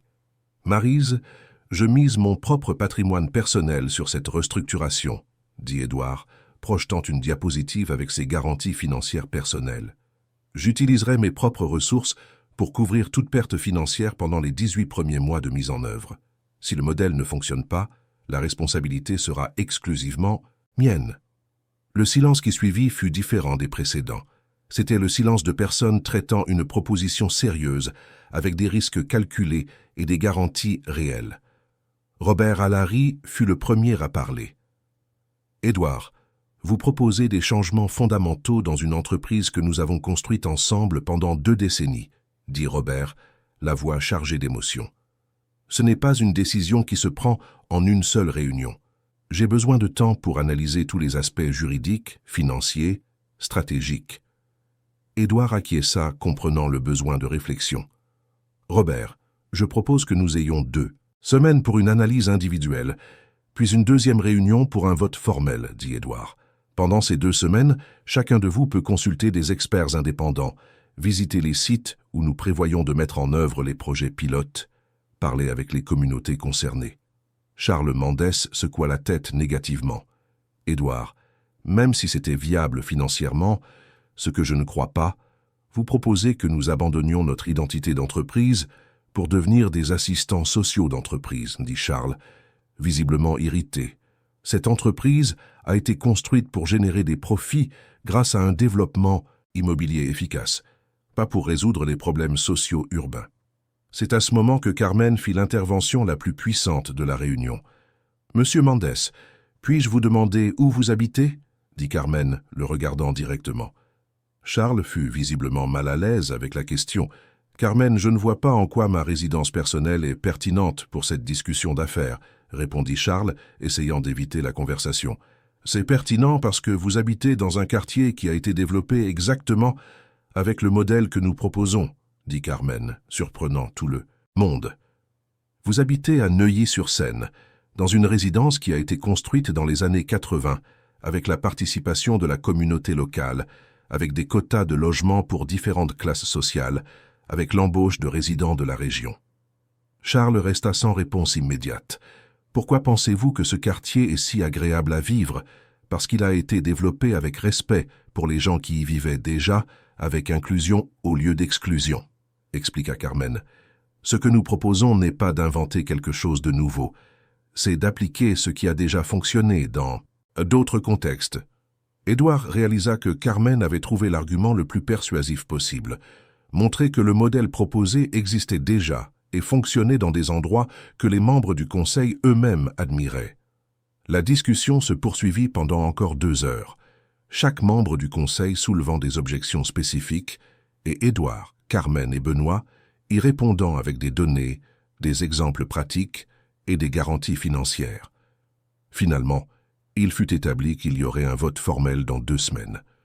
Pendant ces 2 semaines d'intervalle, Édouard organisa des visites sur les sites où il prévoyait de mettre en œuvre les projets pilotes. Il emmena chaque membre du conseil rencontrer personnellement les communautés concernées, comprendre les défis spécifiques de chaque région, écouter directement des résidents quels étaient leurs besoins et leurs attentes. Robert Allary fut visiblement touché lorsqu'il visita Montmartre et parla avec d'anciens résidents qui avaient été déplacés par des opérations antérieures de l'entreprise. Maryse Coste fut surprise par le niveau d'organisation communautaire qu'elle trouva dans la banlieue Est, où les résidents avaient développé des propositions détaillées pour un développement de logements inclusifs. Mais ce fut Fernand Sauzet qui connut le changement de perspective le plus spectaculaire. Lors d'une visite, au centre de la ville, il rencontra Marie-Grâce à la maison de retraite municipale et écouta personnellement son histoire. En retournant au bureau cet après-midi-là, Fernand appela Édouard. « Édouard, nous devons parler des coûts sociaux que nous n'avons jamais calculés dans nos tableurs, » dit Fernand, la voix chargée de réflexion. « Je n'avais jamais pensé aux dépenses publiques générées par nos décisions d'entreprise. Santé publique, aide sociale, sécurité urbaine. Indirectement, nous créons des coûts énormes pour la société. » Le vote eut lieu un vendredi pluvieux, exactement 2 semaines après la présentation initiale. Édouard avait passé la nuit précédente sans dormir, révisant tous les détails du plan, anticipant les arguments finaux, se préparant à la possibilité que sa proposition soit rejetée.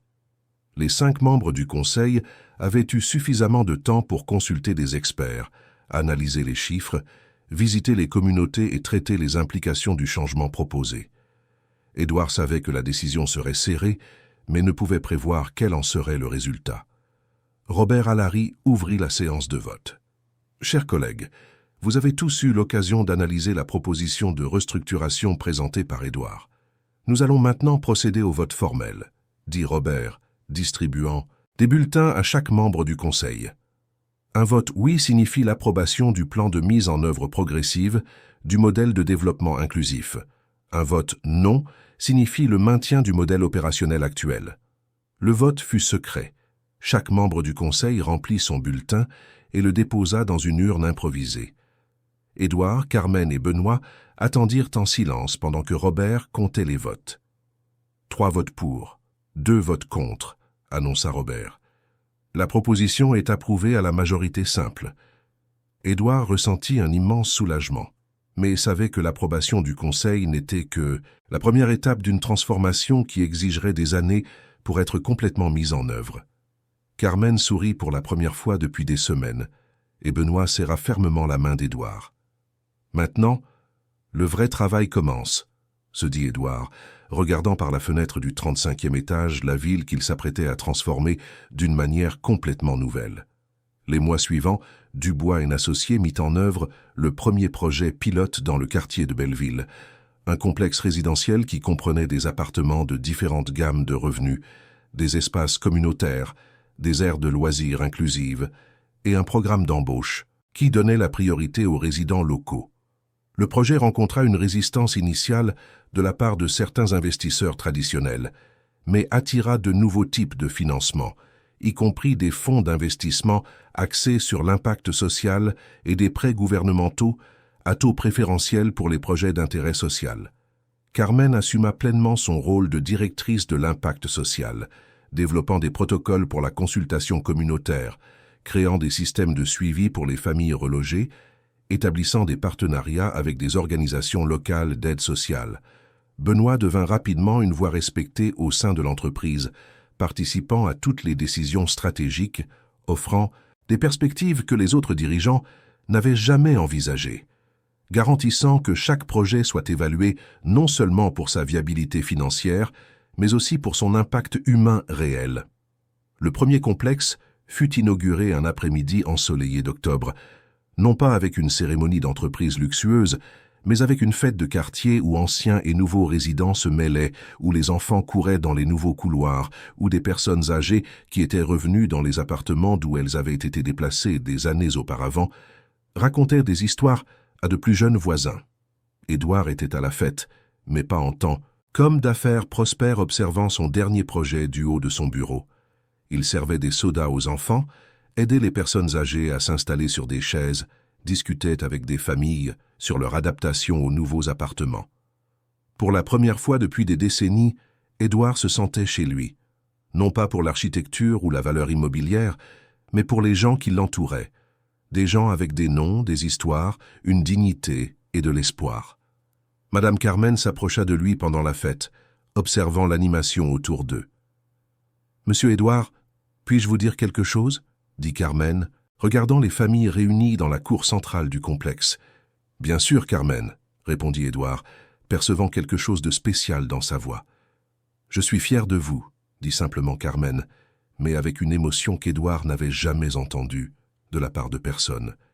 C'étaient les mots qu'Édouard avait inconsciemment cherchés toute sa vie d'adulte. Pas les applaudissements lors des réunions d'affaires, pas la reconnaissance lors des remises de prix du secteur immobilier, pas les articles dans les magazines spécialisés. C'était la fierté sincère de la personne qui l'avait élevé, qui avait suivi son parcours, qui avait attendu patiemment qu'il découvre la différence entre le succès financier et le succès humain. Édouard regarda autour de la fête, voyant M. Benoît expliquer à un enfant ce que c'était que de vivre 40 ans dans un appartement similaire, voyant Marie-Grâce discuter de recettes de gâteaux avec de nouvelles voisines, voyant des dizaines de personnes reconstruire leur vie dans des espaces conçus pour inclure au lieu d'exclure. Ce n'était pas seulement l'inauguration d'un immeuble. C'était l'inauguration d'une manière complètement nouvelle pour Édouard de comprendre son rôle dans le monde. 18 mois après l'inauguration du premier complexe à Belleville, Édouard était assis sur une chaise en plastique dans la cour centrale du projet, participant à une réunion communautaire mensuelle devenue une tradition parmi les résidents.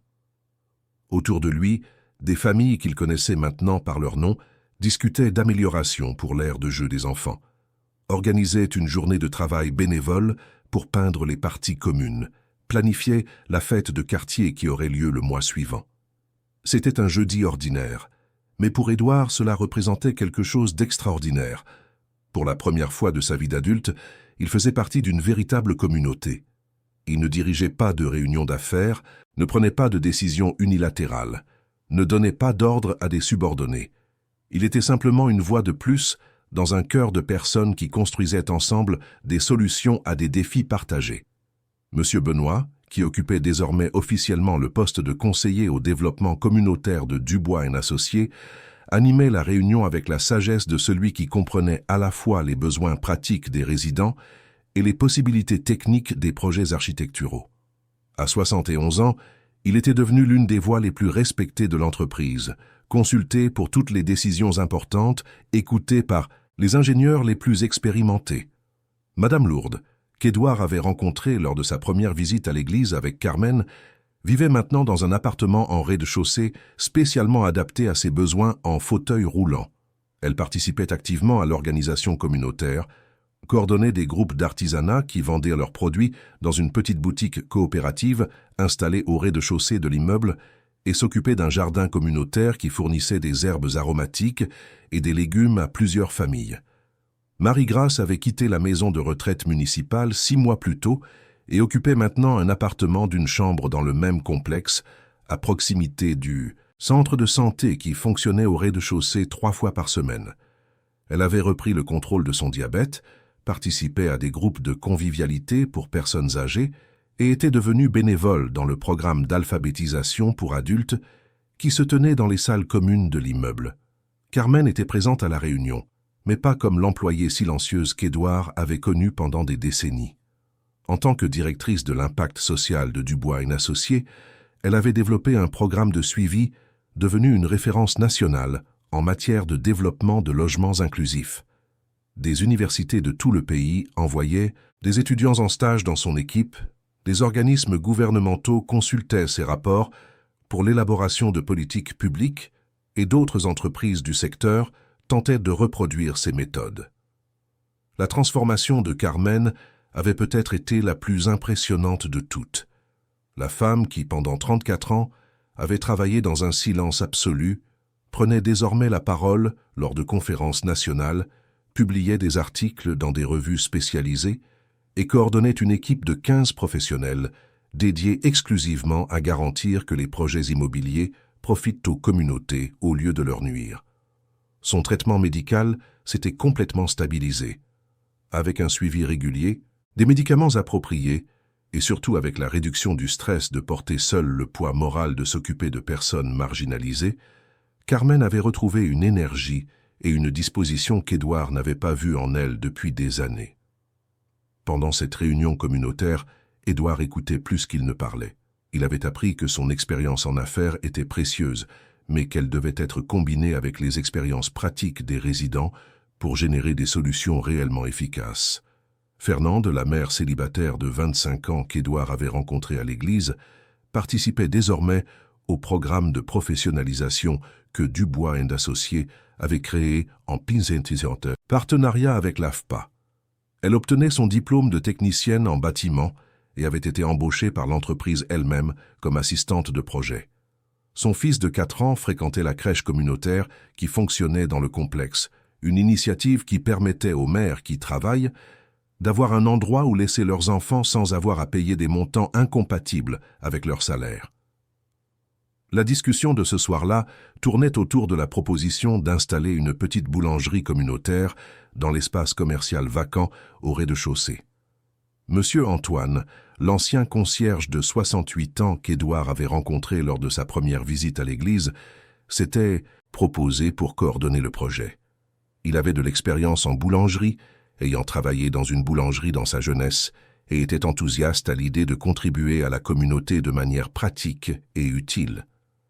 Édouard écouta les propositions, les suggestions, les préoccupations, les solutions créatives qui émergeaient de la connaissance collective de ces personnes sur leurs propres besoins. Quand son tour de parler arriva, il offrit un soutien technique et financier pour rendre la boulangerie possible, mais précisa que les décisions concernant le fonctionnement, les produits, les prix et l'administration seraient prises par les résidents eux-mêmes.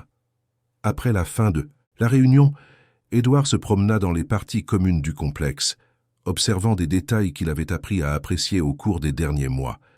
Des enfants jouant dans les couloirs sans crainte, des personnes âgées discutant sur des bancs disséminés dans la cour, des adolescents étudiant ensemble dans un espace couvert qui servait de bibliothèque communautaire, des familles entières participant à des activités qui créaient de véritables liens entre voisins. Cette architecture n'était pas la plus sophistiquée que Dubois & Associés ait jamais produite. Elle n'avait pas de finition luxueuse, n'impressionnait pas par son innovation technologique, ne ferait pas la une des magazines de décoration. Mais elle avait quelque chose qu'aucun autre projet de l'entreprise n'avait réussi à avoir auparavant. Une vie communautaire réelle, durable, digne et joyeuse. Carmen s'approcha d'Édouard, alors qu'il observait un groupe d'enfants organiser un jeu dans la cour centrale. « Monsieur Édouard, avez-vous une minute pour discuter ?» demanda Carmen, indiquant un banc plus isolé près du jardin communautaire. Ces derniers mois, Carmen avait cessé de l'appeler Monsieur Édouard dans des situations informelles, un changement subtil qui reflétait la transformation de leur relation. Mais elle utilisait encore le traitement formel lorsqu'elle voulait aborder des sujets sérieux liés au travail. « Carmen, toujours !» répondit Édouard, s'asseyant à côté d'elle sur le banc qui avait été installé par les résidents eux-mêmes, en utilisant des matériaux de construction que l'entreprise avait fournis. « Je voulais parler de la proposition que nous avons reçue de la mairie de Paris, » dit Carmen, faisant référence à une invitation qu'ils avaient reçue la semaine précédente pour développer un projet pilote de rénovation urbaine dans une zone centrale de la ville qui était dégradée depuis des décennies. Édouard savait que la proposition représentait une énorme opportunité pour l'entreprise. C'était un projet de grande visibilité, avec un potentiel d'impact social significatif, mais aussi avec des défis techniques et politiques complexes qui mettraient à l'épreuve tout ce qu'ils avaient appris au cours des 2 dernières années. « Qu'en pensez-vous, Carmen ?» demanda Édouard, car il avait appris que les analyses de Carmen sur la viabilité sociale étaient aussi importantes que les analyses financières traditionnelles. « Je pense que nous sommes prêts, monsieur Édouard, » répondit Carmen, regardant l'animation du complexe autour d'eux. « Nous avons des protocoles établis, une équipe expérimentée, des partenariats solides avec des organisations communautaires et surtout, nous avons de la crédibilité. Les gens nous font confiance parce qu'ils ont vu que nous tenons nos promesses. Édouard acquiesça, ressentant une confiance qui ne venait pas seulement d'indicateurs financiers positifs, mais de résultats humains mesurables qu'ils avaient obtenus dans les projets précédents. Au cours des 2 dernières années, Dubois & Associés avaient mis en œuvre 5 projets suivant le modèle de développement inclusif. Chacun avait rencontré des défis spécifiques, chacun avait nécessité des adaptations des protocoles. Chacun avait enseigné des leçons qui avaient amélioré les projets suivants. Mais tous avaient atteint 2 objectifs fondamentaux: la viabilité financière et un impact social positif. L'entreprise avait maintenu une rentabilité de l'ordre de 18%, légèrement inférieure à l'objectif traditionnel du secteur, mais avec beaucoup plus de stabilité et de prévisibilité. Les projets avaient attiré des financements gouvernementaux à taux préférentiels, des partenariats avec des fonds d'investissement axés sur l'impact social et surtout une demande constante de familles qui voulaient vivre dans des projets qui privilégiaient la qualité de vie communautaire. Plus important encore, l'entreprise avait développé une réputation qui ouvrait des portes au lieu de créer de la résistance. Des communautés contactaient Dubois & Associés pour proposer des projets, des mouvements sociaux recommandés à l'entreprise à des organismes gouvernementaux. Des universités utilisaient leurs méthodes comme exemple de bonnes pratiques en matière de développement urbain durable. « Édouard, puis-je vous dire quelque chose que je ne vous ai jamais dit ?» demanda Carmen, avec une expression qui mêlait nostalgie et satisfaction. « Bien sûr, Carmen. Pendant toutes ces années où j'ai travaillé chez vous, j'ai toujours rêvé qu'un jour, vous découvririez qu'il existe des moyens de réussir qui ne blessent pas les autres, » dit Carmen, observant les enfants qui continuaient à jouer dans la cour. « Je n'ai jamais perdu l'espoir que vous comprendriez que prendre soin des gens peut être rentable, que faire le bien peut être intelligent. » Édouard ressentit une émotion sincère à ces mots. Carmen avait gardé espoir en lui pendant des décennies, même quand il ne croyait pas lui-même à la possibilité d'un changement. « Pourquoi n'avez-vous jamais abandonné, Carmen ?» demanda Édouard. « Parce que je vous ai élevé, monsieur Édouard, » répondit simplement Carmen. « Je vous ai vu grandir, je vous ai vu devenir un homme d'affaires prospère, mais j'ai aussi vu qu'au fond, vous avez toujours été une bonne personne. Vous aviez juste besoin de découvrir comment être bon et prospère en même temps. » Ce soir-là, Édouard rentra à son appartement du Marais, mais pour la première fois depuis des années, il ne se sentit pas isolé dans son penthouse luxueux. Les relations qu'il avait construites au cours des 2 dernières années avaient créé un réseau de liens humains qui l'accompagnaient même lorsqu'il était physiquement seul. Il avait le numéro de téléphone de M. Benoît et l'appelait pour parler de projets, mais aussi de football de ses petits-enfants, de souvenirs de la ville.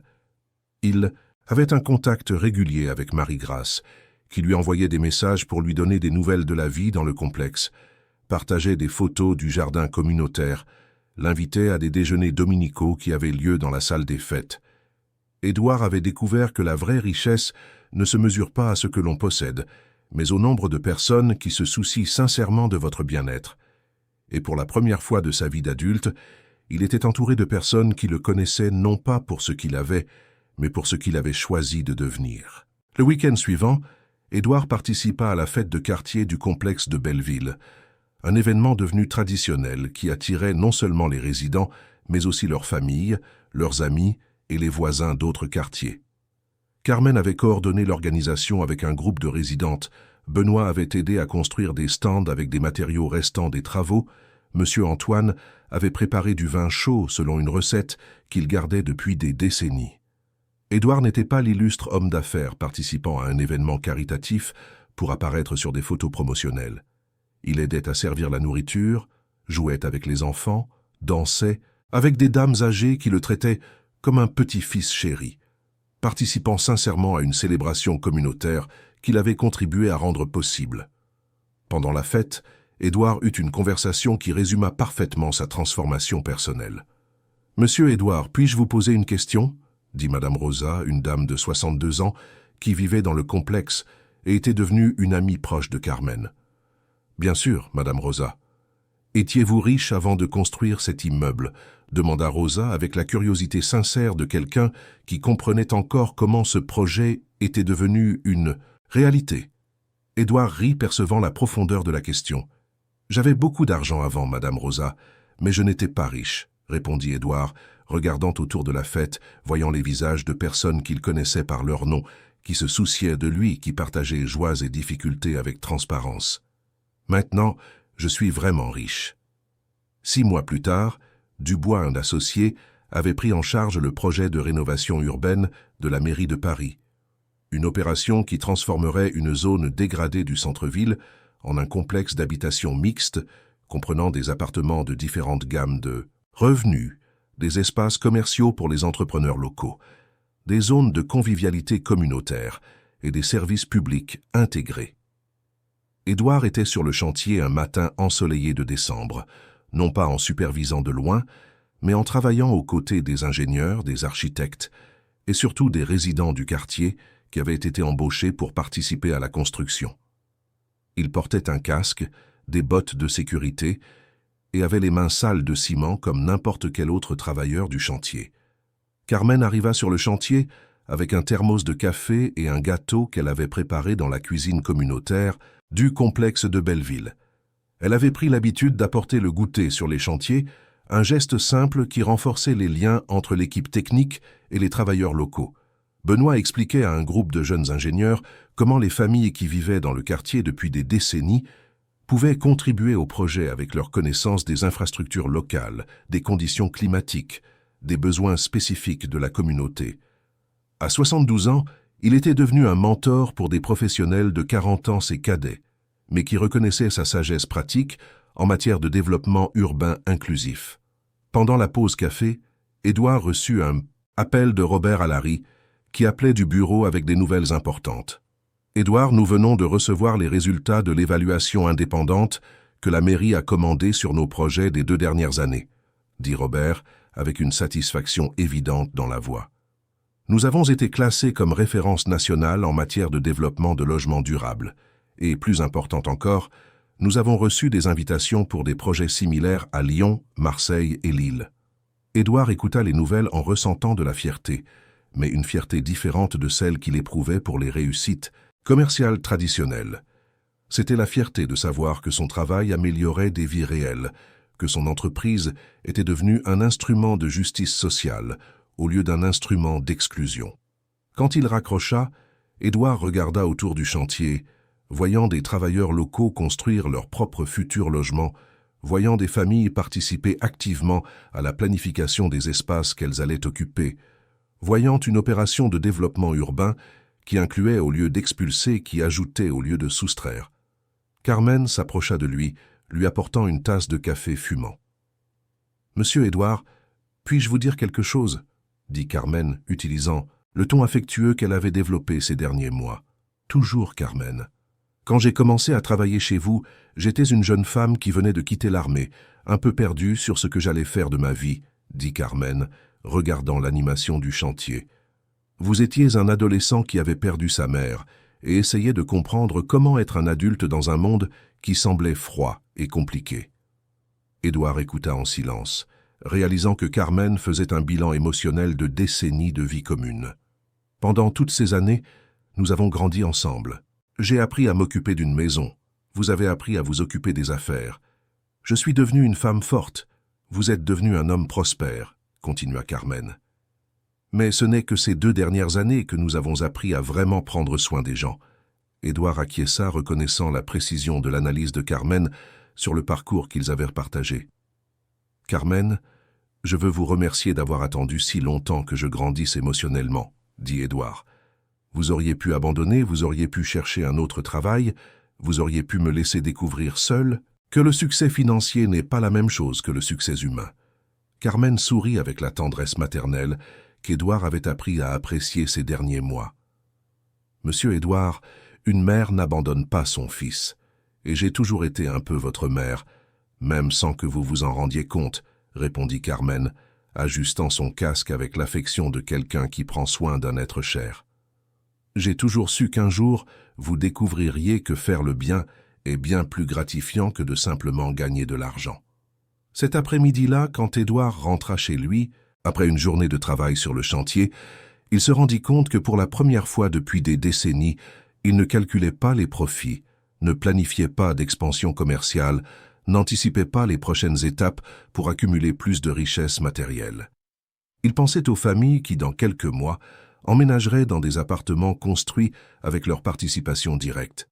Il imaginait des enfants jouant dans les cours qui avaient été spécifiquement conçus pour stimuler la vie communautaire. Il anticipait les célébrations qui auraient lieu dans les salles communes, les réunions où les résidents prendraient des décisions collectives sur les améliorations du complexe, les amitiés qui naîtraient entre des voisins qui partageraient non seulement la proximité physique, mais aussi des valeurs de coopération et de solidarité. Édouard avait enfin découvert la différence entre construire des biens immobiliers et construire des communautés, entre générer du profit et générer un impact, entre réussir financièrement et réussir en tant qu'être humain. Le soir de l'inauguration du nouveau complexe d'habitation, qui aurait lieu 3 mois plus tard, Édouard ne serait pas en train d'observer du haut du 72e étage de son immeuble de bureau. Il serait au rez-de-chaussée, discutant avec les résidents, aidant à organiser la fête, participant à la vie communautaire qu'il avait contribué à construire. Et pour la première fois de sa vie d'adulte, Édouard Dubois savait exactement où était sa place dans le monde, non pas au-dessus des gens, observant de loin, contrôlant d'en haut, mais parmi les gens participant de près, construisant ensemble. La richesse qu'il avait découverte au cours des 2 dernières années ne pouvait être comptabilisée dans des tableurs financiers, ne rapportait pas de dividendes bancaires, n'impressionnait ni concurrents ni investisseurs, mais c'était une richesse qui grandissait à chaque conversation sincère, à chaque problème résolu collectivement, à chaque enfant qui grandissait en sécurité, à chaque personne âgée qui vieillissait avec dignité, à chaque famille qui reconstruisait l'espoir dans un logement acquis par le travail et non par la charité. C'était la richesse d'appartenir véritablement à une communauté. La richesse de savoir que son travail améliorait des vies réelles, la richesse d'avoir des personnes authentiques qui se soucièrent de son bien-être non par intérêt, mais par une affection véritable. Édouard avait appris que la véritable mesure d'une vie réussie n'est pas ce que l'on accumule, mais ce que l'on partage. Ce ne sont pas les projets que l'on construit, mais les vies que l'on transforme positivement. Ce n'est pas jusqu'où l'on arrive seul, mais combien de personnes on parvient à élever avec soi. La dernière nuit avant l'inauguration, Édouard était dans son appartement du Marais, mais il ne se sentait pas seul. Son téléphone sonnait constamment avec des appels de résidents racontant les derniers préparatifs de la fête, de travailleurs partageant leur fierté pour le projet achevé, de Carmen rapportant les détails de l'organisation communautaire. Édouard regarda par la fenêtre panoramique, voyant Paris s'étendre à l'infini devant lui. Mais maintenant, il ne voyait plus seulement une carte d'opportunités d'investissement. Il voyait une ville pleine de gens avec des besoins, des rêves, le potentiel de construire de véritables communautés si on leur en donnait les opportunités adéquates. Et il savait qu'il avait trouvé sa mission de vie, être un instrument de transformation sociale par le développement urbain inclusif. Non pas par obligation morale ou responsabilité sociale d'entreprise, mais parce qu'il avait découvert que faire le bien était la manière la plus gratifiante de vivre. Édouard avait enfin compris que le vrai succès se mesure en vies améliorées, pas en profits accumulés, en relations authentiques, pas en réussites individuelles. Communauté renforcée, pas en empire bâti. Pour la première fois en 55 ans de vie, Édouard Dubois était sincèrement en paix avec lui-même. Chers auditeurs, nous espérons que la transformation d'Édouard, Carmen et Benoît a profondément touché vos cœurs. Cette histoire sur la redécouverte de l'humanité au milieu du succès matériel nous rappelle que la véritable richesse réside dans les liens sincères que nous construisons et dans l'impact positif que nous générons dans la vie des personnes qui nous entourent. Si ce récit a suscité en vous des réflexions sur vos propres valeurs et priorités, laissez un pouce bleu, abonnez-vous à la chaîne et partagez dans les commentaires le moment qui vous a le plus ému. Chaque jour, nous vous proposons des histoires qui explorent la complexité de l'âme humaine, qui montrent comment la compassion peut transformer non seulement des vies individuelles, mais des communautés entières. Chaque histoire est une invitation à regarder au-delà des apparences et à découvrir la beauté de la transformation authentique. Nous vous attendons au prochain épisode où nous continuerons d'explorer les chemins qui nous ramènent à notre humanité la plus profonde.